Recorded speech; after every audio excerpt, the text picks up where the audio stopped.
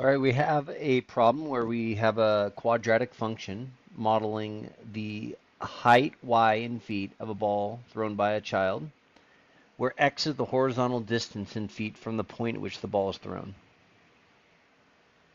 Okay, so it's important to keep track of what x and y represent so you don't get those confused. So let's highlight that. X is the horizontal distance in feet, so the distance the ball is being thrown, and y is the height. It's the height of a ball that's being thrown. Okay. How high is the ball when it leaves the child's hand?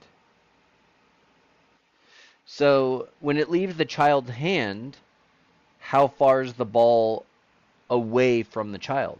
Well, it's 0 feet from the child. That's the initial distance. So if you think about it, the child, you can imagine essentially the child's just standing here with the ball, and he's throwing the child throwing the ball, and so that's 0 feet. So this is the distance that's being thrown. So just kind of model it like that. So what we're saying is that the y-intercept is 0 horizontal distance. X is equal to 0. So that's the definition of the y-intercept. So the y-intercept is 5. It's the constant. That is the height of the ball. That's the answer to A. So 5 feet. What is the maximum height of the ball? So the maximum height is the top of the parabola that's being created. So just based on, let's just say we have a parabola right here. It's it's the peak of the parabola. That is the maximum height. So the height of the ball is the output value. So notice the horizontal distance is our x. So there's a formula where we use that negative b over 2a is the x coordinate of our vertex. And so we're answering part B right here. We have a equals negative 1/16, b equals 2, and c equals 5 for the standard form based on the coefficients of our quadratic formula here, and or the quadratic function here. So we can plug in and we'll have x equals negative b, so that's negative 2 over 2a. That is equal to, oh, and yeah, that's right. Okay, and let's go ahead and simplify this. So the 2 and the 2 cancel out, so we're left with negative 1 over negative 1 over 16. And the two negatives essentially cancel out, so we can change that to a positive. So what we end up with is 1 divided by 1/16. We can change that to 1 times 16 over 1. So we get 16. For x, that is the horizontal distance. That's 16 feet away from the person.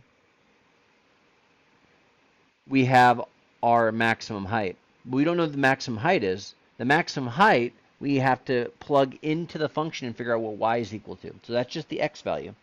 So then y is equal to negative 1/16 x squared. So x is 16 squared plus 2 times 16 plus 5. And we'll solve for y. So negative 1 over 16 times 16 squared. Notice that one of the 16s will cancel out, and we'll be left with negative 16, right? So essentially, look here, the squared cancel out with that 16 right there, and we'll be left with negative 16. And then 2 times 16, 32, plus 5. So negative 16 plus 32 is 16. So 16 plus 5 is 21 feet. So the maximum height is 21 feet. Remember, keep track of the height of what we're solving for based on what x and y are defined as. So if we're looking up the maximum height, and that being the height of the ball, right? The height of the ball, that's asking for what is the y value for that vertex. Because y, if you see right here, y is the height of the ball. Okay, just keep that in mind. And then we have C. How far from the child does the ball strike the ground?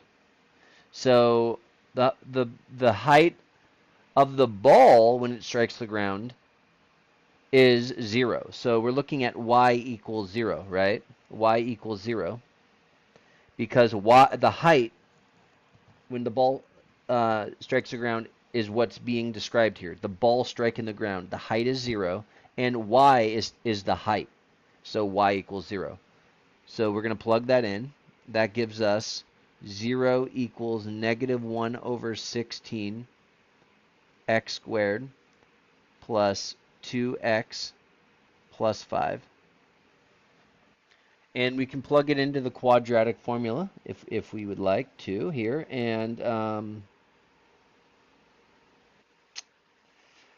to make things a little bit easier, we can multiply by 16 to get rid of the fraction. So multiplying both sides by 16. So 16 times 0 is 0.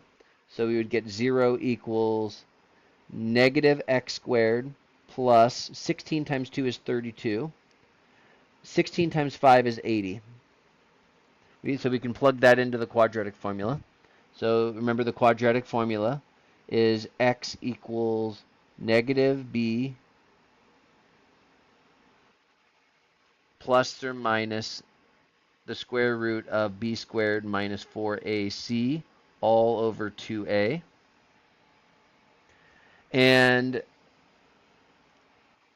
one moment. Okay, so let's keep going here. We have a equals negative 1, b equals 32, and c equals 80. So we would end up with x equals negative b, negative 32, plus or minus the square root of b squared, so that's 32 squared, minus 4ac. Oh, sorry. What am I doing? Plus minus 4 times negative 1 times c is 80, all over, why did I do it again? 2a, 2 times negative 1. Okay, so we can plug this. We can plug these into a calculator. I would deal with the square root first and simplifying that. And I'm going to do that really quickly. Let me pause it. Okay, so I plugged it into a calculator separately. So I did the square root first, everything under the square root, and I got negative 32 plus or minus the square root of 1344. So everything under there will simplify to 1344. Order of operations divided by negative 2. The square root of 1344 gives us, we'll write that down, minus 32 plus or minus, the square root of 1344 is 36.66 approximately. Since we're going to give our solution in feet, we don't want a square root. We want to, round approximately. And we're going to divide that by negative 2 still. Now, we're going to get two solutions from this from the numerator because we're going to add and subtract. So we're going to get, um, so what you'll notice is if we deal with the plus, that will give us a negative solution. Um, you'll see negative. I'm going to deal with the minus one first. Minus 36.66 over negative 2. And that will simplify to negative 68.66 over negative 2. And notice I have a negative on the top and bottom, and that'll give us a positive solution, which is 34.33 feet approximately. Okay, so 34.33 feet. And notice that I did ignore as I mentioned before, the plus. So we could have done, we ignored this plus right here, because with that one, we'll actually be finding the x-intercept that's over here, that goes this way. The crosses below, throwing backwards. In application, we're only concerned about throwing it forward. So that part of the parabola, we don't care about negative x values. And dealing with the addition, that would have gave us a positive number on the numerator and a negative number on the denominator, and which would give us a negative quotient, a negative solution. So we ignored that negative solution, which would have ended up coming out to 2.33, negative 2.33 feet, is where it crosses the x-axis, where like right, right there. Um, so, anyways, yeah, 34.33 feet is our solution. So let me know if you have any questions. I took my time to go in depth here, but I hope this makes sense. You need to be able to do this by hand. And please do reach out if you have any questions about any of these details. I'm more than happy to help.